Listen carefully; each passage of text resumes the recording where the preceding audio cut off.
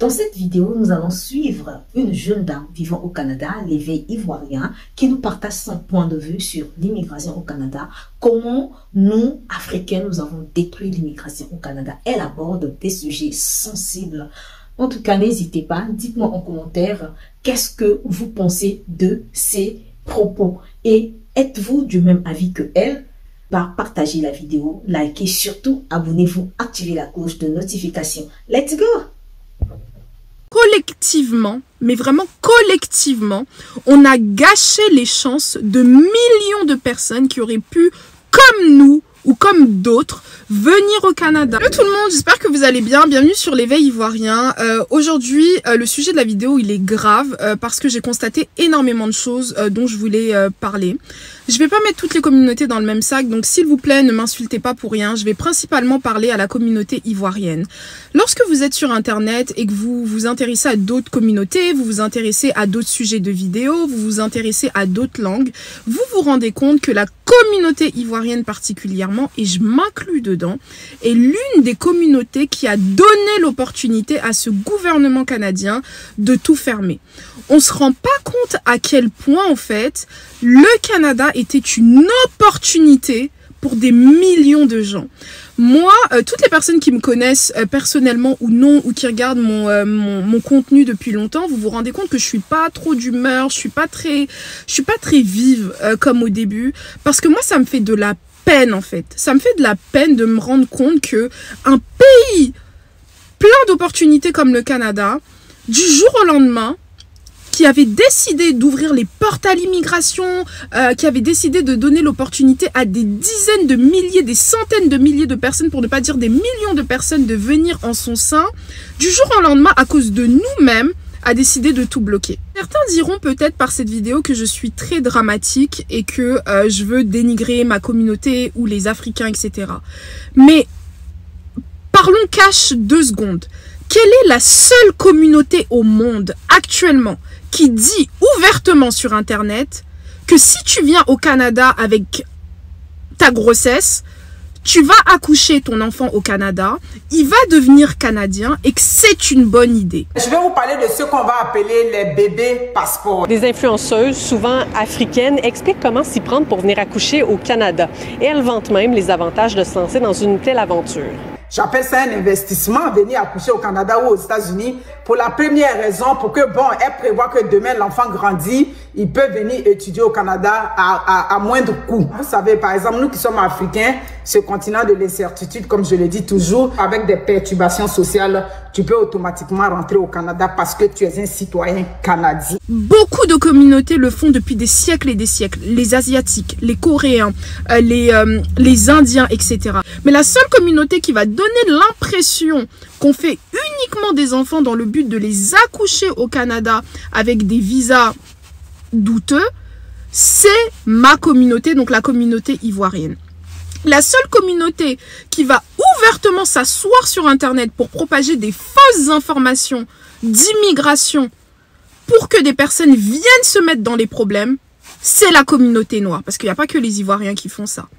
Et moi, ici, dans cette vidéo, je voulais qu'on prenne conscience que collectivement, mais vraiment collectivement, on a gâché les chances de millions de personnes qui auraient pu, comme nous ou comme d'autres, venir au Canada, s'intégrer au Canada, vivre leur vie au Canada, ainsi de suite. Cette vidéo, je voulais qu'elle soit brève. Ce que je veux dire, c'est qu'il y a 4 points qui, moi, me donnent l'impression que c'est nous tous, collectivement, en fait, on a gâché cette opportunité du Canada.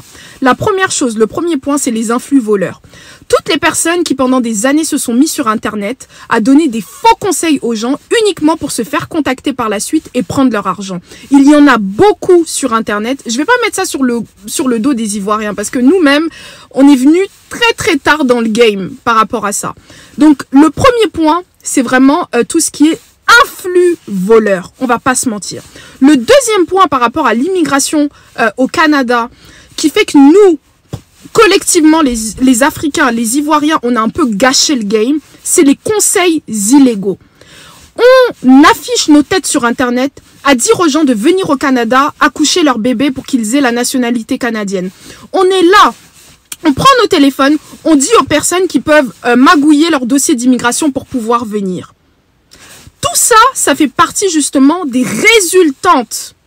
Tout ça, c'est les résultantes de toutes les restrictions en termes d'immigration. Troisième point, c'est le manque de préparation. Je suis vraiment désolée, hein, mais depuis que les Africains, principalement francophones, sont arrivés au Canada, on se rend compte que c'est la seule communauté, on est la seule communauté n'ayant pas du tout été préparée.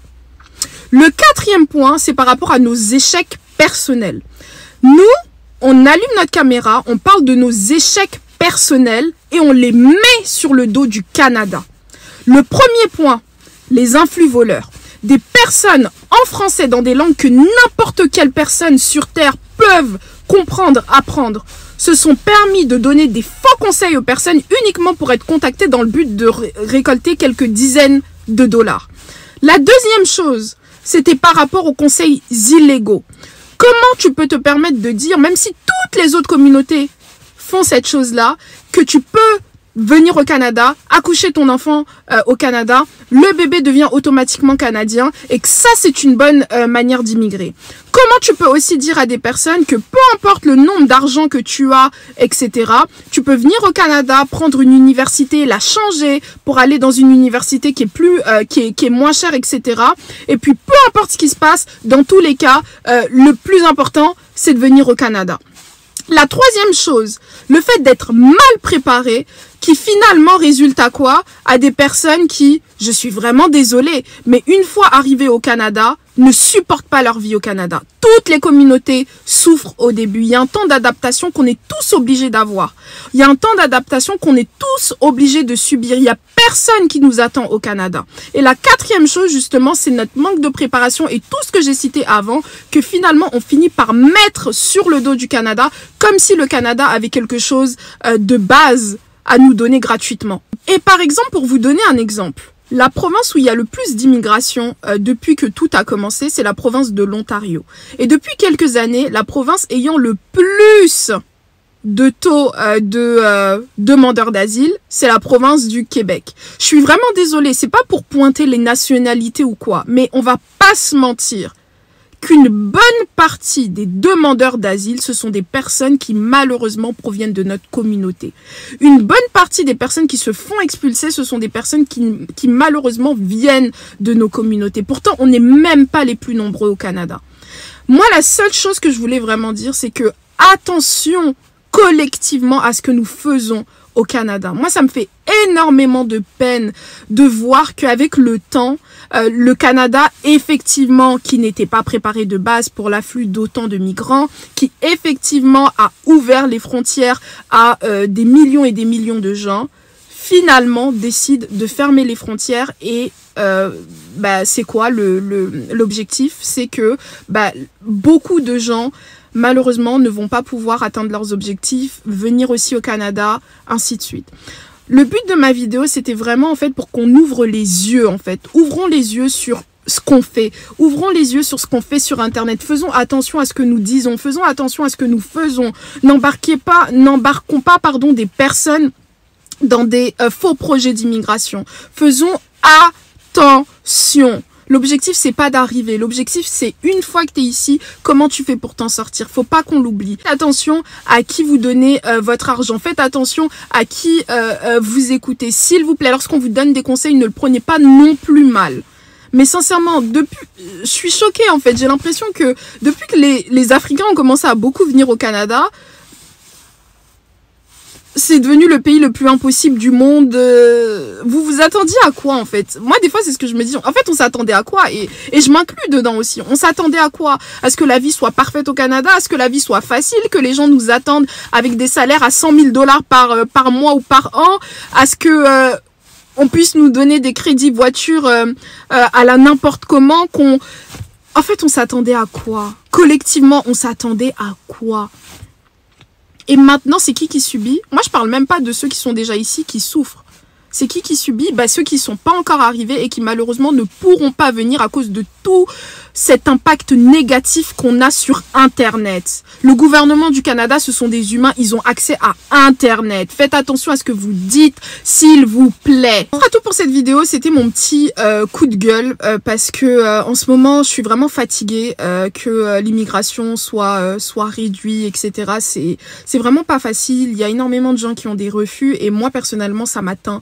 Si des personnes sont au Canada et eux ont la belle vie et finalement réussissent tout ce qu'ils veulent réussir et s'en foutent de ce qui se passe pour les autres, moi personnellement c'est pas mon cas et je souhaite vraiment tout le courage à tout le monde, toutes les personnes qui veulent venir, toutes les personnes qui veulent rester. J'espère sincèrement que votre projet d'immigration va se concrétiser ou se faciliter. Ce sera tout pour cette vidéo, j'espère que vous